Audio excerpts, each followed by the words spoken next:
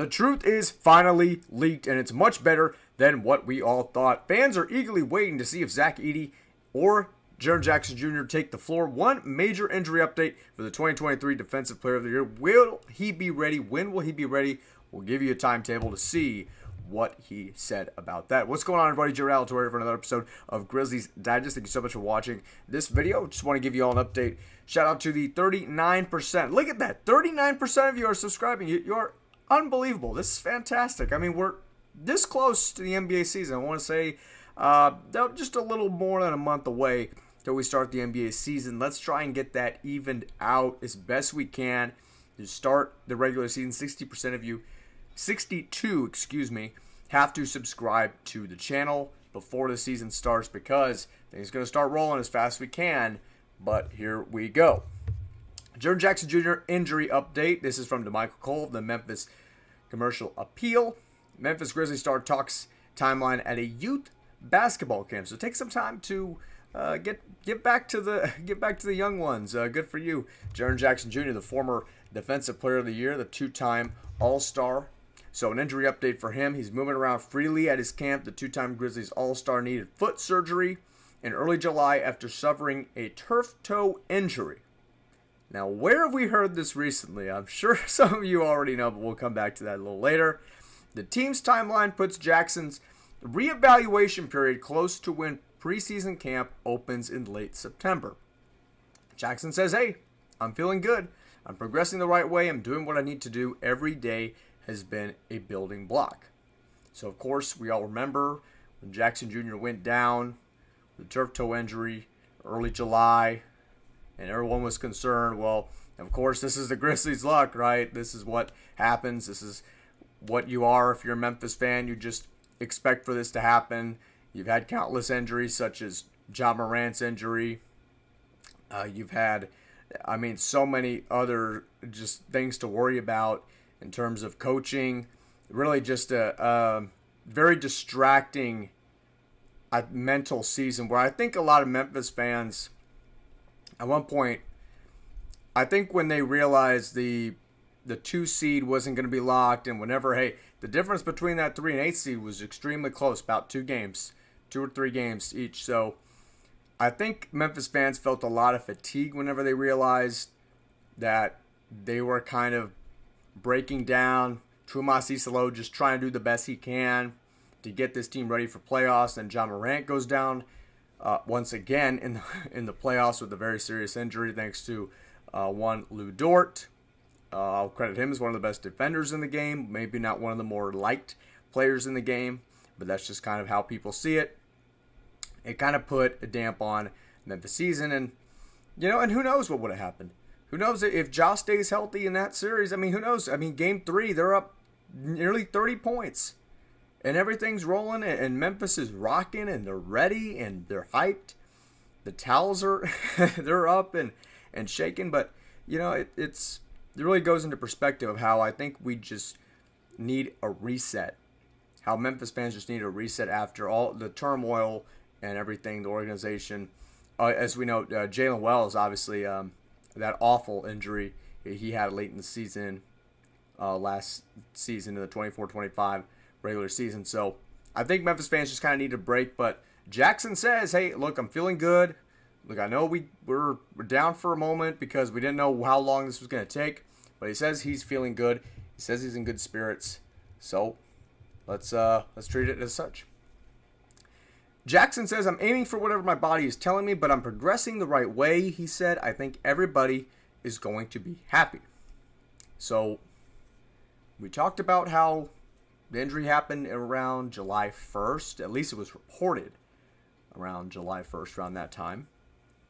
And we're all thinking about a 3-month, at least a 3-month surgical recovery process at least, which give it about another 2.5 to 3 weeks, and then you've got your NBA regular season about to be set.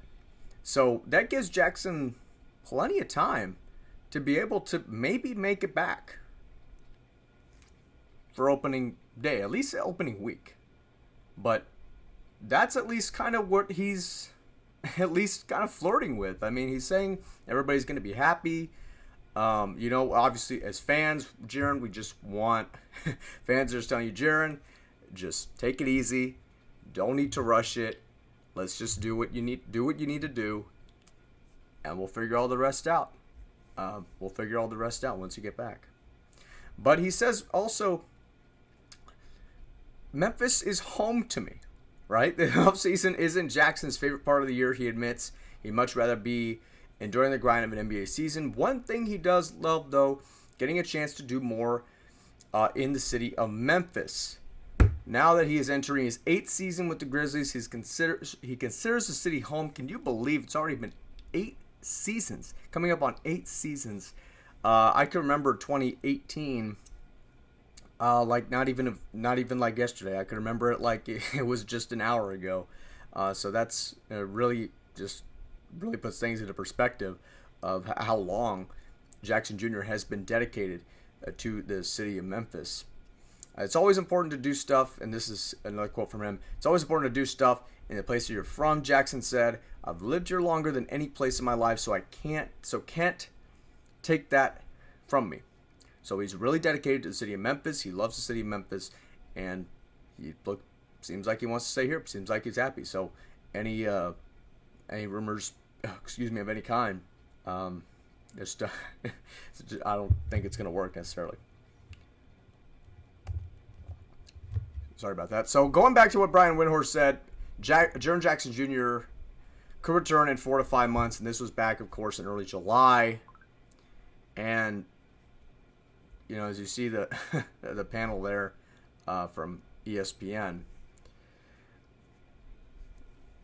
it seems like Jackson Jr. He should take his time and everything, but we're starting to get an idea of what more of this injury is and how long people will take to recover and get back. And as what I was going to say earlier, I was going to say, hey, we're going to get to that point earlier about the timetable. I'm not trying to turn this into Bengals Digest, but of course, week 2 of the 2025 regular season, Joe Burrow suffered the same exact thing. Turf toe. They say it'll be at least 3 months with surgery, recovery, all that fun stuff. Of course, it's not fun stuff at all. Just the process alone. But that's about mid-December, at least. Could even be until Christmas, until Joe gets back. But I don't want to talk about Burrow. I just want to talk about how another experiment about what this injury could mean, or another example of what this injury is and what it's like. So that's about early October. Like I'm saying, about maybe the first few days of October, we'll get an update and see where Jackson Jr.'s at. But around that time, we're thinking, okay, he could, be progressing very well and may be progressing to play on time. If not opening day, could be opening week. Could be. But I'm just saying could. That's just kind of what it looks like right now. He seems very positive. He seems very upbeat. He's hanging out with the kids. All spirits good. So all spirits good with me. All spirits good with this video. And I hope all spirit is good with you folks at home watching this video, because it looks like Jaren Jackson Jr. is on pace to play hopefully a lot of games this season. And hopefully it wasn't as bad as we had very initially anticipated whenever we reported about this back in early July. But that's going to do it for us here on Grizzlies Digest. Thank you so much for tuning into the channel. Of course, we'll have a lot more covering Jackson Jr.'s injury as well as anything else that pops up. Jared Alatorre here for Grizzlies Digest. You can like this video, comment on this video, share this video, leave a comment down below what you think Jaren Jackson Jr. could be in for this season, or even just about this video. Where do you think he could return? What do you think about this report, this update? Thank you so much for watching the video. We'll see you in the next one. Thank you.